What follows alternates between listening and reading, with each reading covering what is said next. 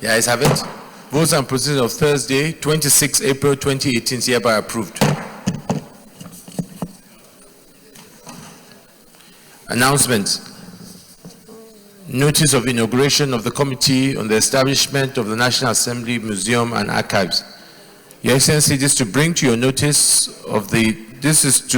notice of distinguished senators of the Senate of the Federal Republic of Nigeria, and to invite honorable members to this historic inauguration of the Joint Committee for the Establishment of the National Assembly Museum and Archives by the Senate President, His Excellency Dr. Saraki, holding today, Wednesday, 2nd May, at the conference room at 2 p.m., conference of the Senate President at 2 p.m.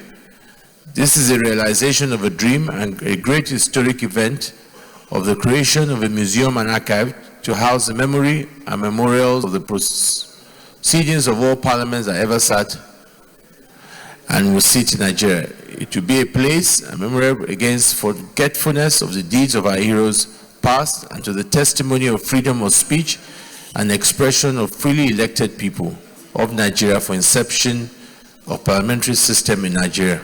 An institution that will turn our memories to memorials and bring our memorials back to memories. It is the first in Africa. The efforts of the 6th and 7th assemblies have been brought to fruition by the determination of the leadership of the 8th assembly. We appreciate the immense contribution of our colleagues of these assemblies for the contributions made towards the establishment of this great historic institution. Their efforts and ours shall never be forgotten. This is the means of supporting our memories against forgetfulness.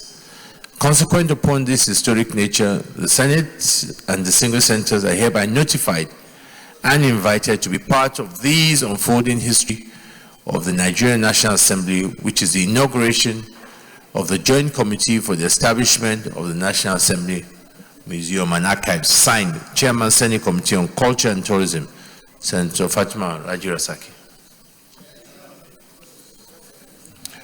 Distinguished colleagues, this is to notify you of the forthcoming wedding of my son Kwagam Lidani and his heartthrob Cynthia Anokura, scheduled to take place on Saturday, 12th of May 2018. The church wedding will take place as Kwa Church Central area opposite Church Gate and adjacent World Trade Center Towers, Abuja at 11 a.m.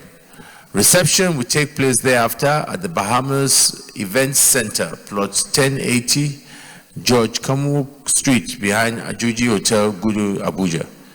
Accordingly, we will be most grateful if you will find time within your crowded schedule to grace the occasion with your presence. In the event that you may not be able to do so, kindly include the couple in your prayers that God may grant them a happy and blessed married life. While looking forward to your attendance, kindly accept the assurance of our highest esteem, Senator Joshua Lidani. Let me acknowledge members of the National Association of Sokoto State Law Students, Usman Danfodio University, Sokoto State, and staff and students of the Kodo School, Wuse, Abuja, who are in the gallery to observe our proceedings. I wish them a fruitful observations of the Senate proceedings. You may please sit down. Leader of the Senate. Point of order. Yes, go ahead. Mr. President, very distinguished colleagues, Order 43, Mr. President, and with your permission, I will read. Go ahead. By the indulgence of the Senate and the leave of the President of the Senate, the Senator may make a personal explanation, although there be no question before the Senate, but no controversial matter may be brought forward, nor may debate arise upon the explanation. The terms of the proposed statement shall be submitted in detail to the President of the Senate when his leave to make it is sought. Mr. President, very distinguished colleagues, this afternoon, Mr. President, I'm coming under this order to formally inform the Senate that the federal government of Nigeria yesterday officially banned the production and importation of codeine syrup. Mr. President, distinguished colleagues, codeine syrup is one of the drugs so much abused today in Nigeria, perhaps much more than any. You recall, Mr. President, distinguished colleagues, that in October last year, this Senate debated and took resolutions on a motion specifically dealing with abuse of drugs, particularly the codeine syrup in northern Nigeria and the country at large. The report at that debate, Mr. President, was that between Jigawa and Kano states, over 3 million bottles of this codeine is consumed on a daily basis. Mr. President, today in Nigeria, there is hardly any one single family that does not have an addict, drug addict of some sort. This is the most destructive phenomenon today in Nigeria. After the killings by Boko Haram and the bandits, Mr. President, Nigeria is supposed to be much more worried on drug addiction today than any other situation. Mr. President, after the October debate in December last year, you led a team or delegation of senators to Kano to hold roundtable with stakeholders to deal with ways and manners in which we can ameliorate the situation. Mr. President, I believe that today, between the executive and the legislature, we have found a common ground. The common ground was we debated, we took resolutions. The executive has found enough reasons and grounds to ban the production and importation of this deadly syrup. I therefore feel that this National Assembly, particularly the Senate, and essentially, especially our committees on drug and narcotics and health, should work with the Federal Ministry of Health and NAFDAC to ensure the total implementation of this ban. Secondly, we at the moment have many millions of this codeine syrup on counters of our chemists. Mr. President, distinguished colleagues, it is my submission that we should go the whole hog to support our security agencies to deal with those that are already on the counters. Thirdly, I also feel that we don't relent on this. We should go ahead to celebrate the anniversary that has been declared by the United Nations on drug abuse on June, 26th June of every year, to show and sensitize that this drug addiction in Nigeria is what is killing us. An information I got this morning, Mr. President, distinguished colleagues, is that 70% of this codeine that comes into Nigeria finds its way into Zambeza forest. And what that tells us is we have Boko Haram elements who are using this. We have other addicts across the country who are using this. We may even have some of our security agencies who may be under the influence of drugs. And therefore, we need to do everything possible to support the executive on this to ensure that we minimize, even if we can't eliminate completely, this scourge that is killing the society, that is killing Nigeria. I so submit, Mr. President. Thank you very much, Leader, on coming up on this very important topic. As you highlighted, this was a matter that we had debated in October, and late last year, a number of us were in Kano for a roundtable discussion, which involved many of the agencies, the Ministry of Health, NAFDAC, NDLE. We even had a number of unfortunate people who had been addicts who came to give their own pathetic situation. And coming out of that, a number of resolutions were passed, which included this, the ban on this codeine syrup, a tighter way of registering pharmacists, and also we also, if you remember, stopped the smuggling of certain containers of some of these drugs. And also there are 3 bills that we've agreed will be coming to the floor very soon. I'll seek the support of our senators. One was the bill, the drug control bill, to also give more powers to NDLEA and NAFDAC to strengthen their mandate, and also the issue of mental health bill to address those who have already been affected. So let me commend the Minister of Health and NAFDAC who have responded quickly to this, and let me committees to please ensure proper oversight to see that this ban is strictly adhered to. And I think it's a great day, and for those of us who have been advocating for this for a long time, that we must tackle this issue of drug abuse, which is particularly affecting more of our girls and women, and it was a dangerous trend. Let's see that this ban is restricted and ensure that it works very well for us. I thank all my colleagues for this, and it shows again some of the good things that the 2 arms of government are doing together. Distinguished colleagues, before I go further, during the period of announcement, there's a letter from Senator Peter Wabushi, which I share appreciation.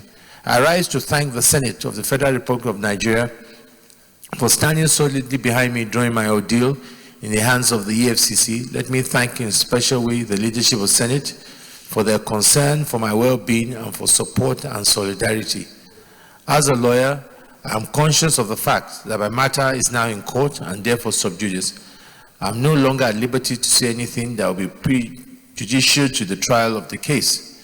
However, I want to assure my colleagues that I have not done anything that would be justified or necessitated the humiliation I was subject to as a serving senator of this country. This throwback to the dark days of military rule must not be allowed to hold sway under a democratic dispensation.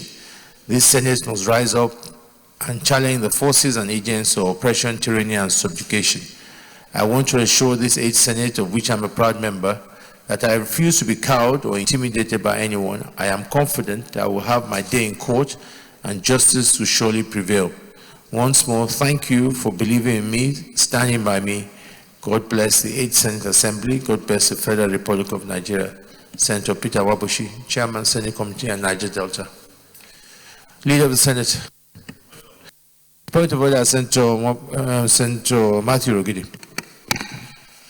Thank you, Mr. President. Mr. President, distinguished colleagues, I am standing on order number 43. So, indulgence, Mr. President, I want to proceed to read.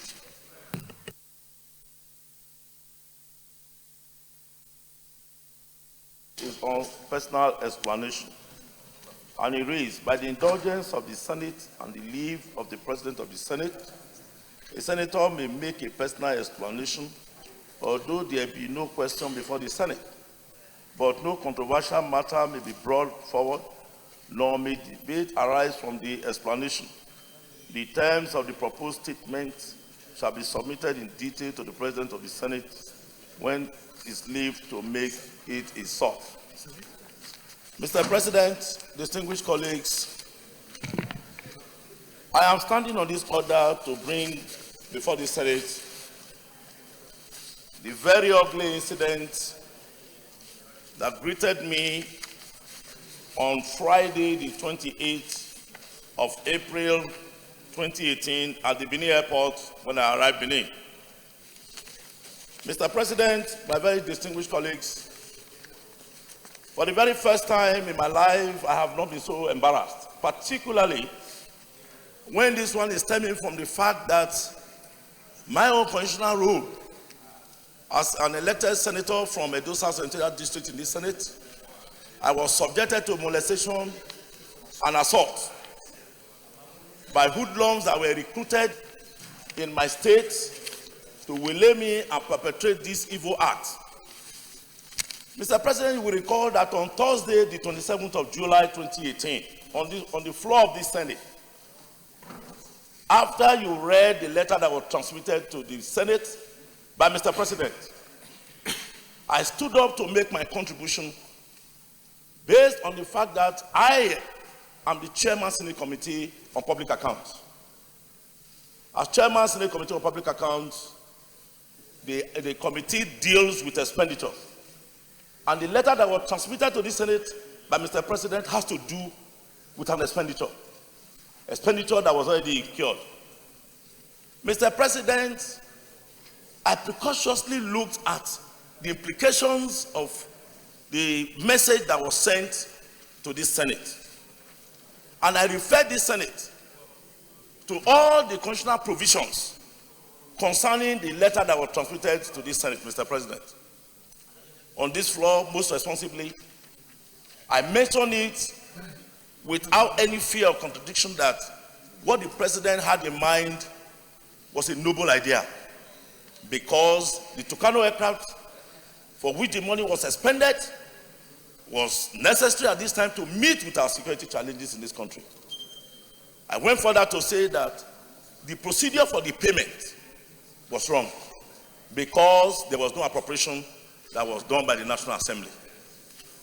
And I went further, Mr. President, to say that this was in violation of Section 80, subsections 1, 2, 3, 4 of the Constitution. And I said that the 7th schedule of the Constitution equally has put a burden on us as elected senators to ensure that our oath that we have subscribed to the oath of allegiance and the oath of membership of the Senate of the National Assembly prescribe that we must do the needful to defend the provision of this Constitution. Therefore, I said, Mr. President, that a good intention, a noble intention that was attended by a wrong procedure, that we needed to look at the provision of the Constitution as a way of resolving the issue. Mr. President, going through the 1999 Constitution as amended, the office of the President as it is over his functions, and any breach or infraction on the part of the President in the discharge of his duty is only in Section 143. I stood up on the floor and I said that we should invoke Section 143. Mr. President, Section 143 has 11 subsections. Section 143 of the Constitution is not a one-line item that prescribes impeachment for Mr. President. There are processes, there are procedures that we followed, including investigation and the rest. But the misconception that attended it was that I had called for the impeachment of Mr. President. Mr. President, I'm not saying what is not true or denying what I said. But on this floor, Mr. President, you recall, my distinguished colleagues, what I said was that we should invoke Section 143. Section 143 has prescribed different things to be said. I'm not ignorant of the provisions of this section of the Constitution. That signatures and all of that will have to be done. Investigations will have to be conducted along the way. But for somebody to work on it and mobilize thugs in my state, to lay in wait for me, to humiliate me, to do unto what is to me, was most unacceptable. I was molested. In fact, a thug removed my cap. You could have seen it on YouTube or social media. I threw it away in the presence of my governor, in whose company I have worked to that point, and the State Commissioner of Police. Mr. President, I want to say that when this thing happened to me, I decided to go to the point of law, because it happened in the presence of my state governor and the State Commissioner of Police. Mr. President, I want to say that anything that is said on this floor, it is a matter of privilege and I have immunity. More so, what I said is not a heinous pronouncement. What I said on this floor, I'm even protected by the Legislative Practice Act. I'm protected. But what I said here that was misconstrued, that led to people having to recruit thugs to confront me and molest me and humiliate me. They assaulted me at the Benin airport. So I'm bringing it to the fore, because if nothing is done about this, Mr. President, this issue is going to go unchecked. I'm aware some of our colleagues too have said certain things in this regard. Whatever the contribution one has made here is not based on the fact that I'm a PDP senator. I was discharging my duty as a senator of the Federal Republic of Nigeria and the chairman Senate Committee on Public Accounts. So there is nothing that was overtly partisan about my contribution. And Mr. President, the question I put it forth. If Mr. President himself was Senator Muhammadu Buhari and the chairman Senate Committee on Public Accounts, what I did, would we have done it differently? Would we have done it differently? So for persons to decide that as a senator, a serving senator of the Federal Republic of Nigeria, molestation and assault will what will greet me for performing my constitutional duty, I think is most unacceptable. I'm bringing it to these distinguished chambers that we have to look at this thing dispassionately. Those of them that are involved in this, they have to be fished out. They must be punished to serve as a deterrent to others. And of course, I want this issue to get to court, so that whatever it is that we meted that as punishment will serve as deterrent. Mr. President, I'm pleading that those who are involved must be fished out and they must be dealt with. And then, of course, Mr. President, even based on this, quite ignorant, the State House of Assembly that has no power to legislate for this chamber went ahead to say that what was done, what I did, asking for the opinion of the president, I should want to apologize. That is very baseless.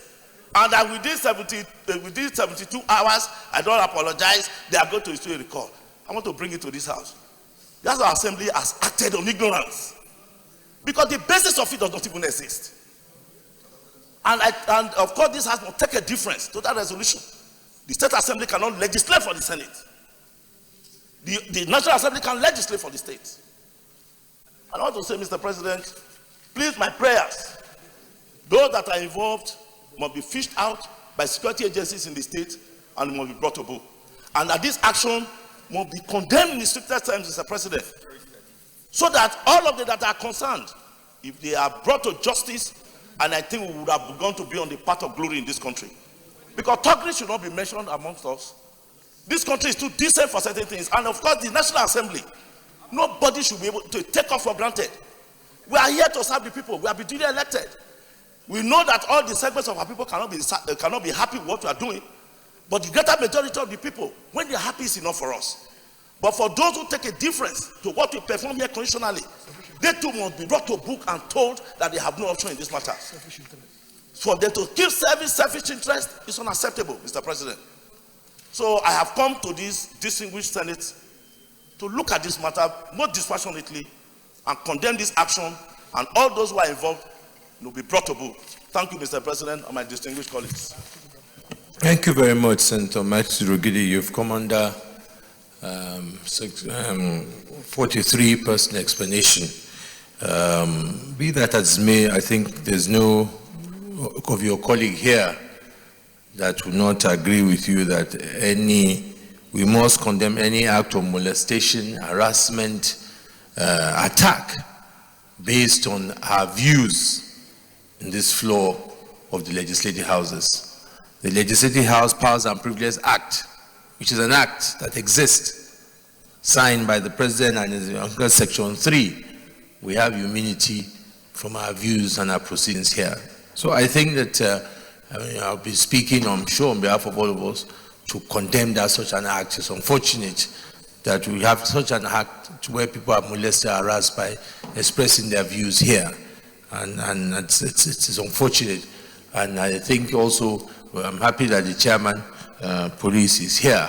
That can definitely carry out the exercise to engage with the CP police of Edo to see that those who attacked our colleague based on the immunity he has should be brought to books. This is not about the subject. It could be any subject matter.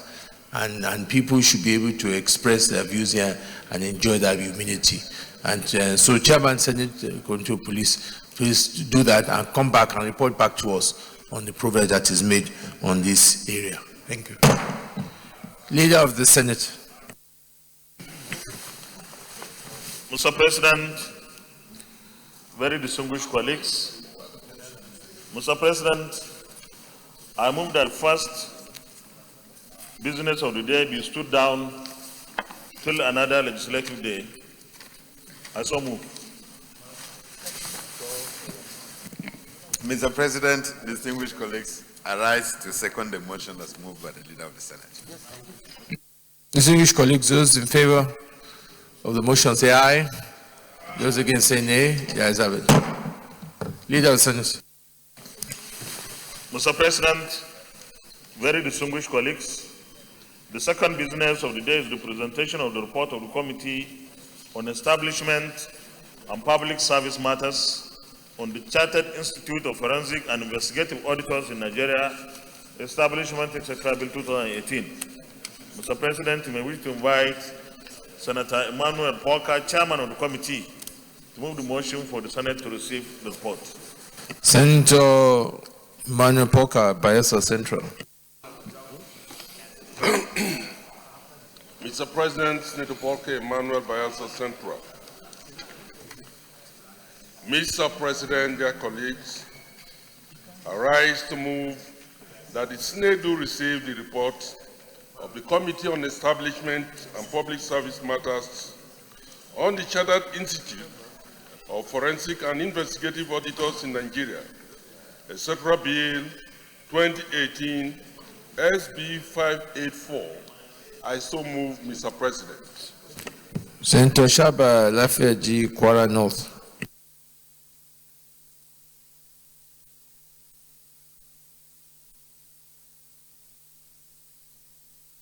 Your mic. I represent Kwara North. I rise to second the motion that has just been moved. Thank you, Mr. President.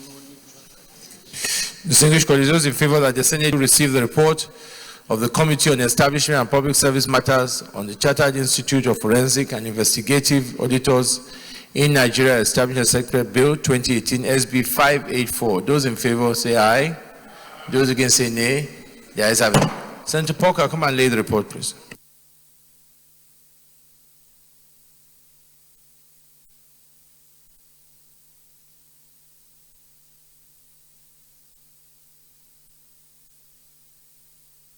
Leader of the Senate. Mr. President, very distinguished colleagues, the third business of the day is the presentation of the conference report on Public Procurement Act 2007, Amendment Bill 2018. Mr. President, you may wish to invite Senator Joshua Darie, Chairman of the Committee, to move the motion for the Senate to receive the report. Senator Joshua Darie, Plateau Central. Thank you, Mr. President. Mr. President, I rise to move that the Senate will receive the report of the conference report on the Public Procurement Act 2007 Amendment Bill 2018 SB 232. I so move, Mr. President. Senator Philip Gunka, Nasarawa North.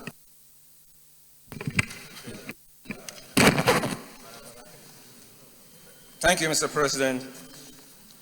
I rise to second the motion so moved by Senator Joshua Darie, and I so support.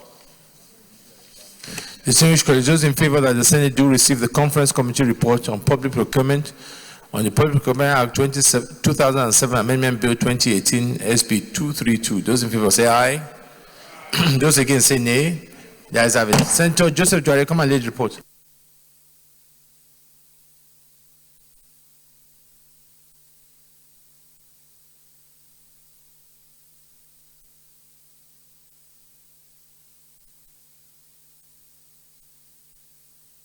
Leader of the Senate. Mr. President, very distinguished colleagues, the fourth business of the day is the presentation of the report of the Committee on Trade and Investment on the Companies and Allied Matters Act Cap C 20 Amendment Bill 2018. Mr. President, you may wish to invite Senator Sabo Mohammed, Chairman of the Committee, to move the motion for the Senate to receive the report. Senator Sabo Mohammed. Thank you, Mr. President. President. I'm Sabo Mohammed, representing Jigawa Southwest. I move that the Senate do receive the report on the Committee on Trade and Investment on the Companies and Allied Matters Act, CAP C-20, 2004, Repeal and Reenactment Bill 2018. I so move. Senator Gilbert Naji.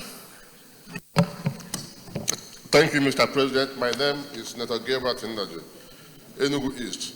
Mr. President, I rise to second that the Senate do receive the report of the Committee on Trade and Investment on the Companies and Allied Matters Act, CAP C-20 LFN 2004, Repeal and Reenactment Bill 2018. I so second, Mr. President. Distinguished colleagues, those in favor that the Senate do receive the report of the Committee on Trade and Investment on the Company Allied Matters Act, CAP C-20 LFN 2004, Repeal and Reenactment Bill 2018, SB 355. Those in favor say aye. Those against say nay. The ayes have it. Senator Sam Mohammed, come and lay the report. Accompanied by Senator Yusuf.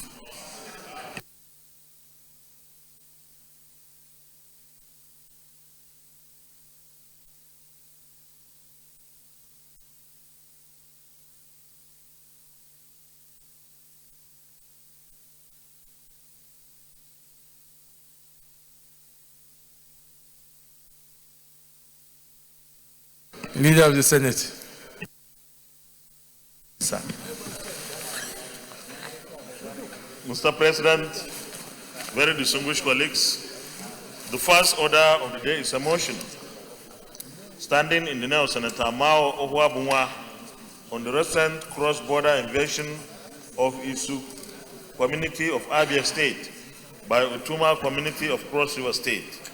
Mr. President, you may recall that yesterday, certainly not yesterday, Tuesday the 24th of April 2018, the Senate via Order 42 sub 2 of our standing order approved that this motion be moved on the next legislative day, which is today.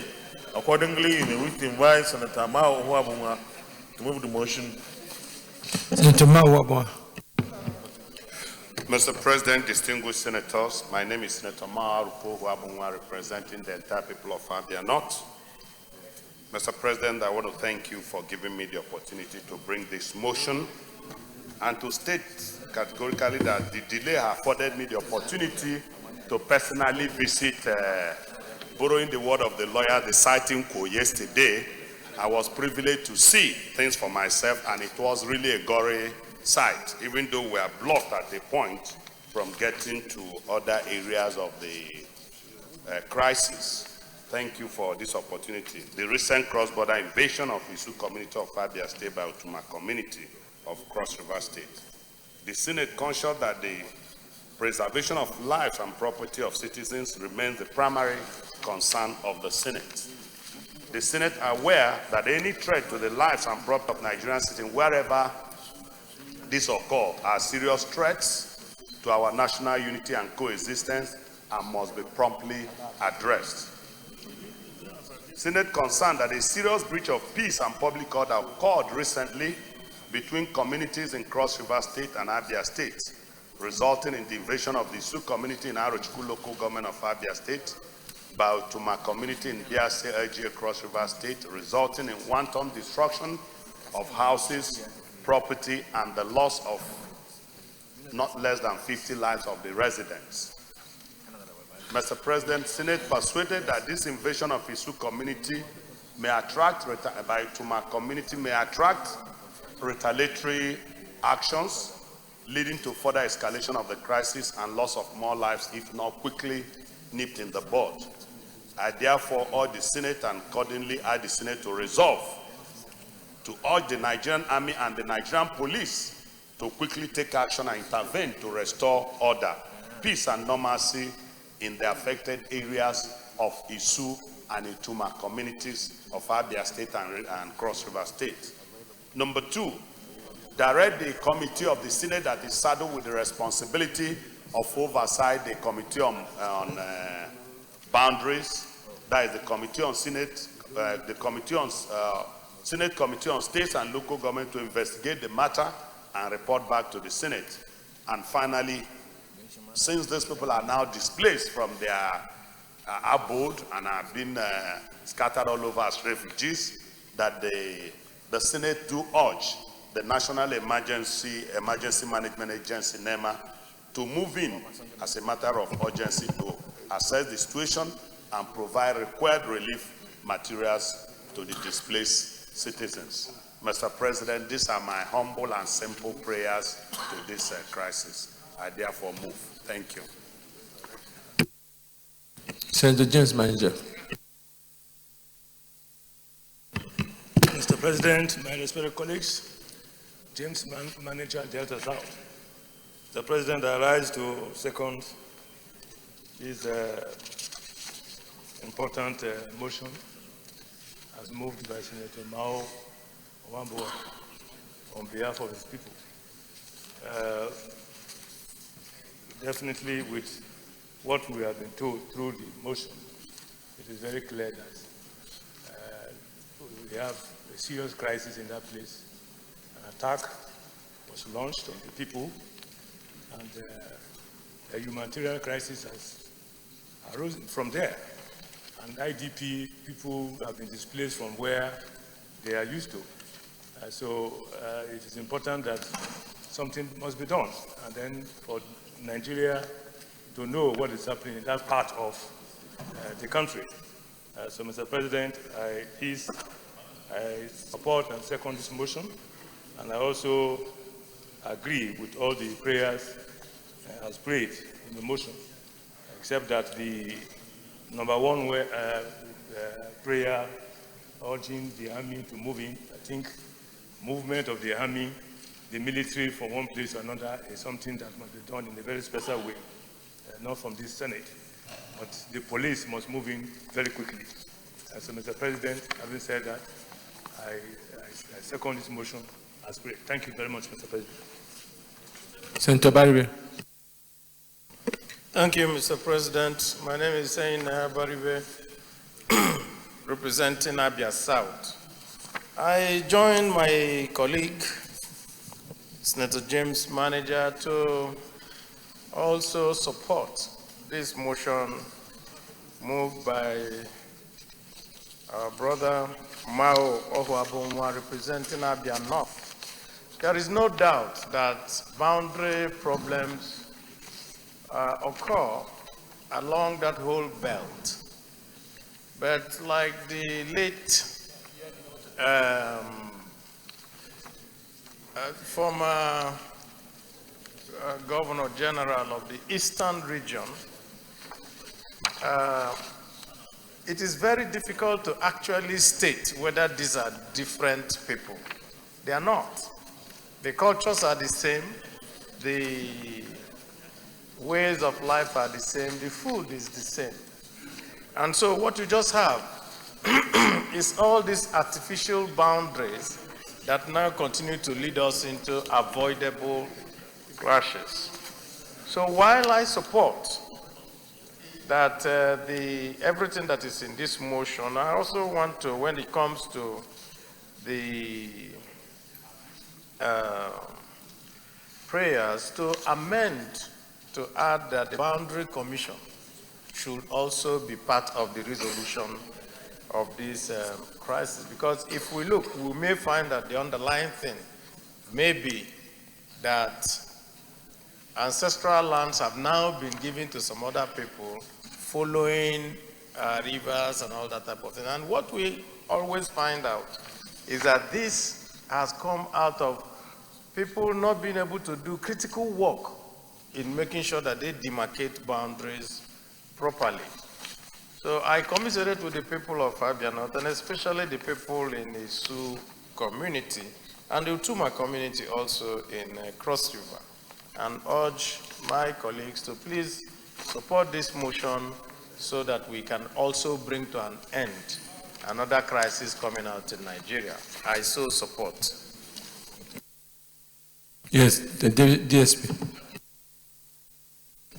Mr. President, distinguished colleagues, I rise to join hands in supporting this very important motion.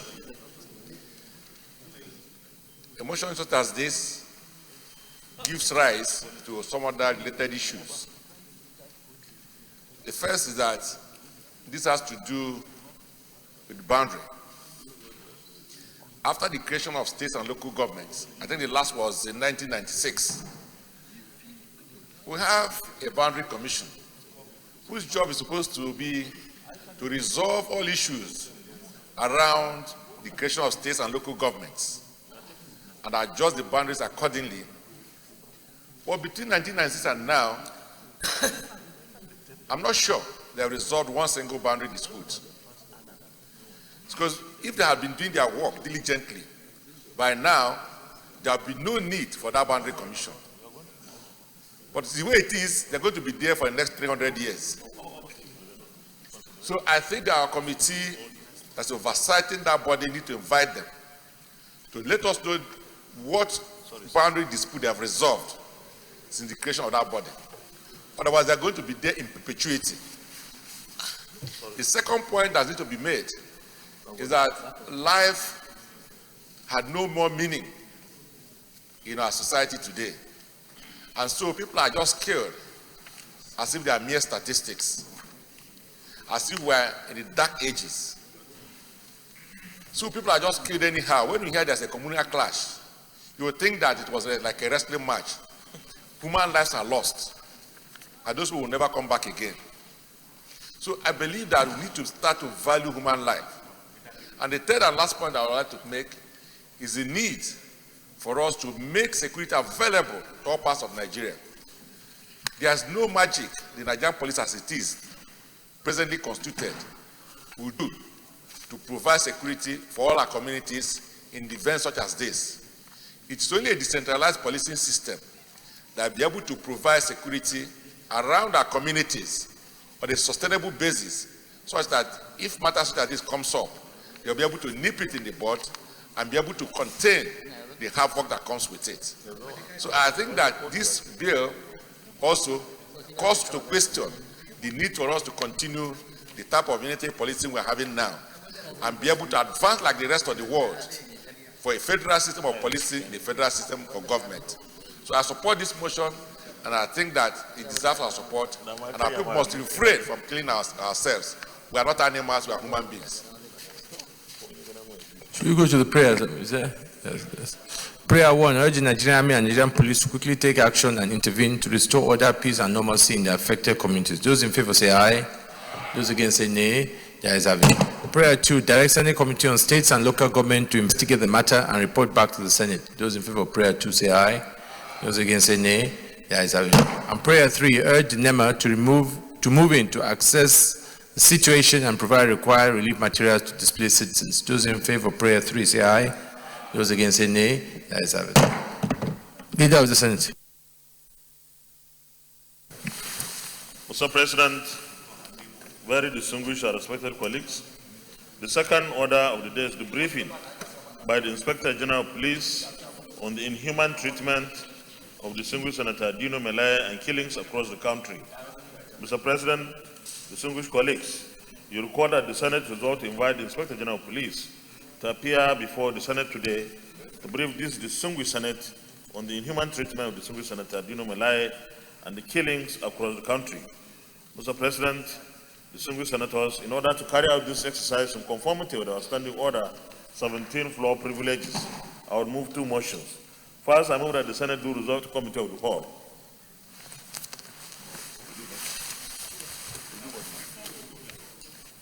Take the report.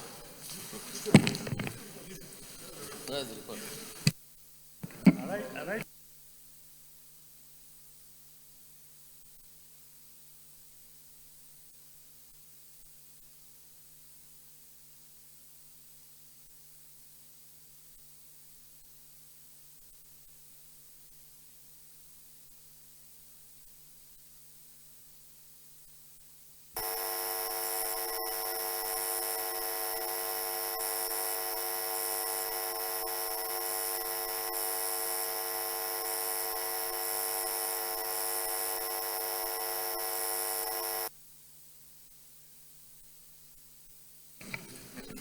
Mr. President, distinguished colleagues, I rise to second the motion as moved by the leader. So second. Distinguished colleagues, those in favor of the motion that is, which is to waive our rules in order to allow the IG to come in, say aye. Those against say nay.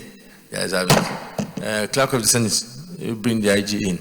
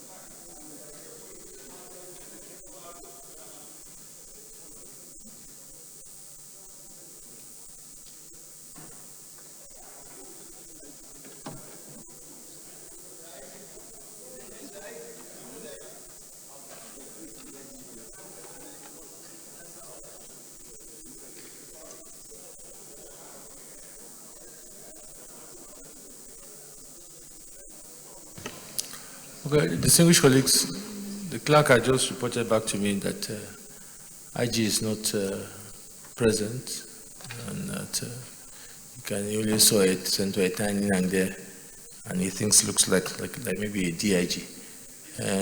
Chairman Senate Committee, maybe you have something to tell us. Mr. President, distinguished colleagues, my name is Senator Abu Ibrahim and I represent Kasuna South, Chairman Police Committee. Mr. Chairman, well, Mr. President, I tried yesterday to meet the IG. Unfortunately, I couldn't reach him. After the last sitting, when it was directed that the IG should come, the clerk to the Senate wrote to the IGP. I met the IGP, the DIG who was then sent by the IGP in the office of the Presidential Advisor on National Assembly matters. And we implored the DIG to make sure that the IG got the instruction of the Senate that they wanted to see him today at 11 o'clock. And as I've said personally too, yesterday I tried my very best to locate him. I couldn't up to late in the night. Later I found out IGP is in Kaduna. He's going to Birnangwari, where there were incessant killings. About 20-something people were killed in Birnangwari. So, Mr. President, that's the only report I can give. Thank you very much.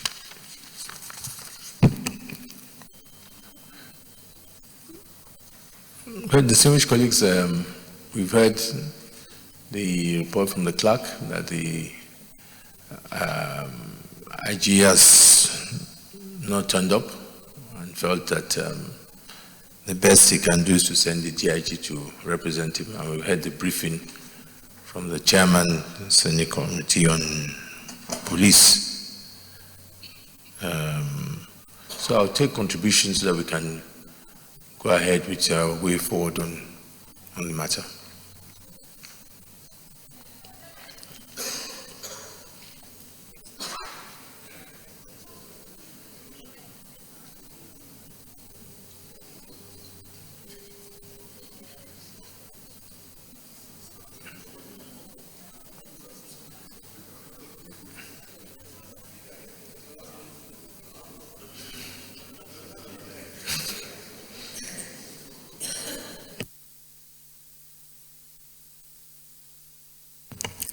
Well, you've heard, yes. I'm confused. I'm yet to recover from the shock because the report that we received from Abu Ibrahim is that he's unable to reach him and that he has equally discovered that he's somewhere in Kaduna. And I remember that the last time when this matter came, the specific reason given was that the summon by the Senate was to the Inspector General of Police. And that was the basis upon which we said he should personally make himself available. Now, from the report of Abu Ibrahim, with the greatest respect, Senator Abu Ibrahim, is to the effect that he ensured that that day's resolution was passed to the IG to rule the DIG. But what we have now is that there is no even reason for his non-appearance. That's what I can gather. I don't know. Really, I can't understand. But I think in this kind of situation, I must first start by thanking the entire Senate for at least recognizing the fact that there is a very serious need, very, very serious one, to invite the IG in view of the circumstances that arose leading to his invitation. The second issue being that the framers of our Constitution in their wisdom, sir, under Section 88(1), permit me, Mr. President.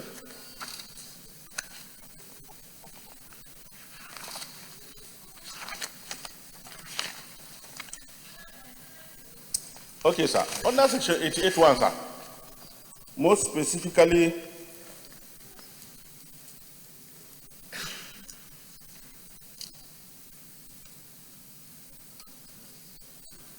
Section 1,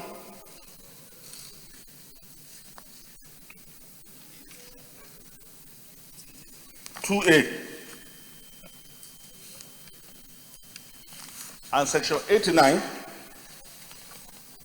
particularly Section C, says that we have the power to summon any person.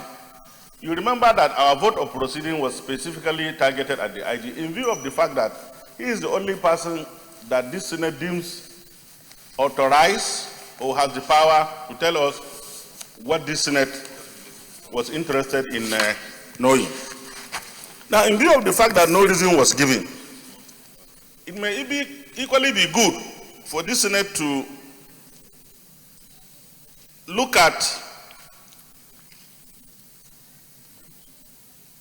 the office of the Inspector General of Police and then the person occupying that office as at today.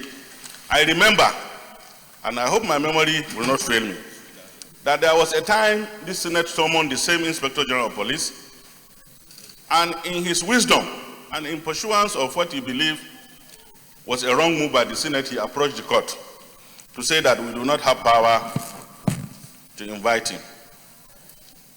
Unfortunately for him, unfortunately for democracy, the court gave the opinion that the Senate possesses the power to invite the IG.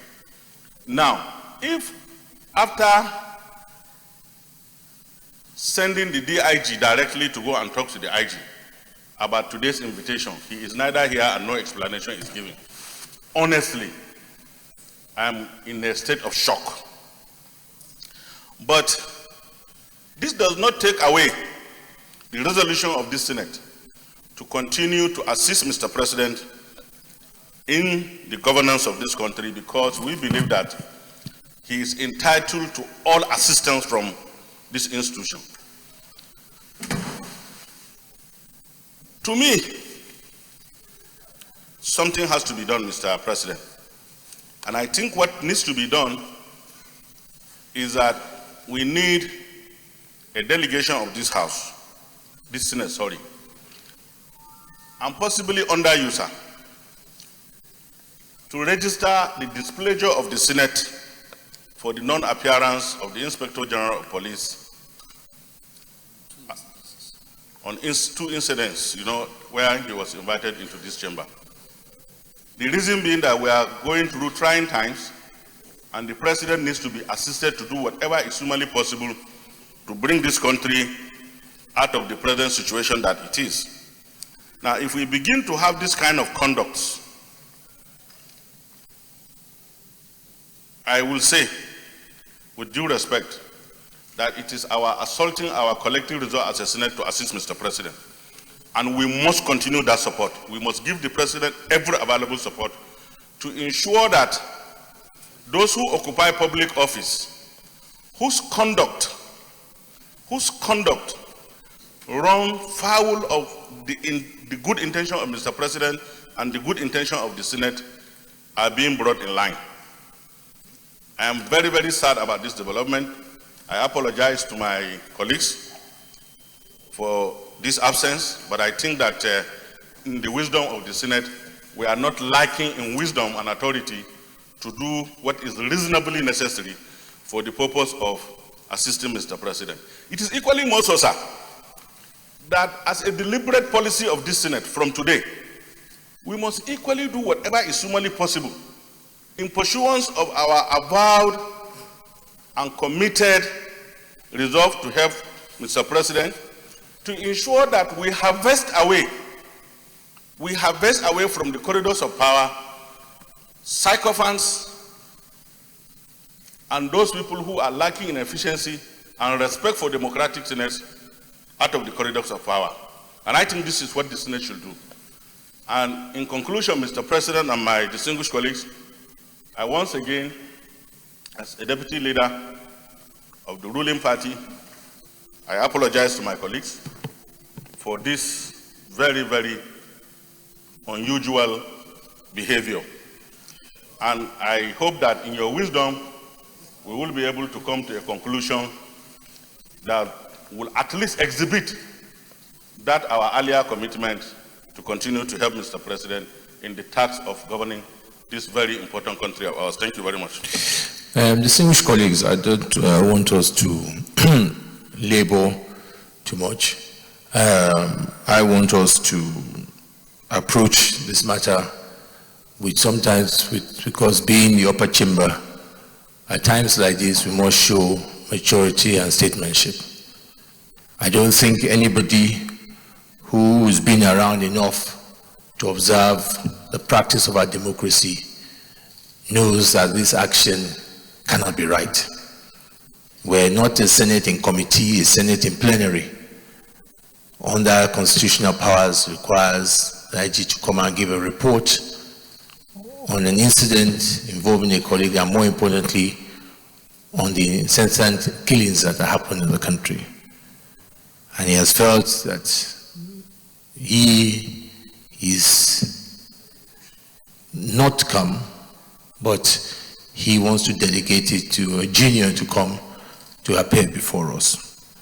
In my own recollection, since, and I'm sure those who are here, like the Deputy Senate President, Senator James Banja, I don't think that any IG has ever refused to appear before the Senate since we've been practicing democracy. And I don't think that this has ever happened before. But we must all know these actions are in danger to our democracy. He's doing this, but again, we cannot say it's just to us, because the president told us that he told him to go to Benue. The man refused to go to Benue, and he's still there, so he's doing this. So I want to appeal to our colleagues, let us approach this two ways. One way, we give him another period of time for him to reflect the enormity of the action, because whatever happens today sets a precedent for the future. And as such, it's important that we do not allow, when issues like this, we must ensure that the right thing is done. Give him time so that he's well guided, because his immediate bosses, his vice president, is his son, a former attorney general, who knows the right thing, and I'm sure will not condone this. Neither the president, the man of until we condone this. So let us, I know in issues like this, there's great disrespect to the institution, but let us, there's no rush. We're all trying to work for the country. And in doing that, these are things that we must go through. So let us go two ways. The leader and the chairman, leader of the Senate and the chairman of police should engage with the executive. I appreciate. Let me, the leader of the Senate and chairman should engage with the executive. That I appreciate that our position on this. There are powers that we can exercise, which is not in the interest of us making progress in this country. There are issues of where in this year alone over 500 or 600 people have been killed. And if we believe that such issues, the man who is in charge of enforcing law and order should not sit down and engage with we that have the powers of representing the people, then there's something wrong somewhere. So let us hold and give time for reflection on that mandate within a week to look into that and come back to us. And then I am sure that wisdom will prevail. And so I would like us to please hold our comments until then. And I'm pretty confident that the right thing and sanity will prevail. And the right thing. This is a country that will lead example to other countries. And I don't think that we want to go so low by this kind of action. So let us resolve as that for now, and then in a week's time, the leader and the chairman can report back to us, and we will take it from there. Leader of the Senate.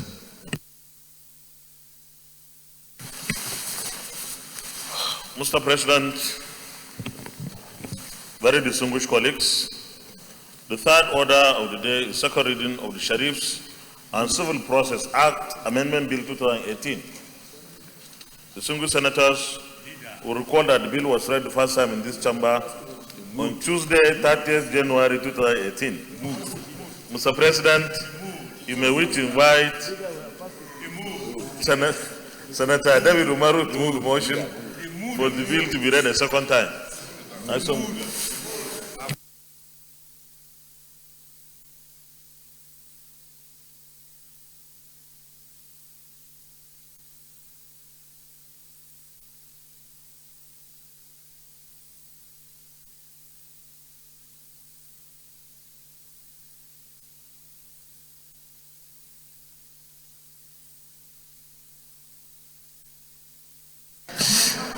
Yeah, I think maybe you need to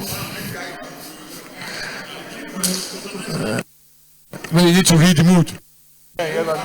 Mr. President, the elder of the Senate.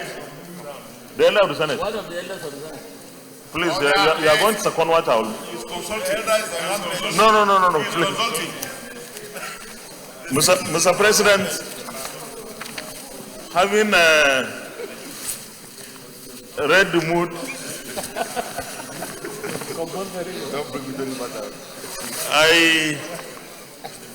I want to move that we stand down the third order and all other orders on the order paper till another legislative day. I so move. Mr. President, distinguished colleagues, flowing from what the leader of the Senate said, having understood the very dangerous mood of the Senate, I rise to second that we stand down all other items till another legislative day. I so second. Distinguished colleagues, those in favor of the motion, stand other items on another legislative day, say aye. Those against say nay. There is a leader of the Senate. Mr. President, very distinguished colleagues, having concluded all the items on the order paper, I hereby move that we adjourn till tomorrow, Thursday, the 3rd of May, 2018 at 10 a.m. prompt. I so move. Mr. President, very distinguished colleagues, I rise to second the motion that the Senate do stand adjourned till May the 3rd, tomorrow at 10 a.m. prompt. I so second. Distinguished colleagues, those in favor of the motion that are adjourned till Thursday, 3rd of May, 2018, say aye. Those against say nay. The ayes have it. Senate is accordingly adjourned to Thursday, 3rd May 2018, 10 a.m. prompt.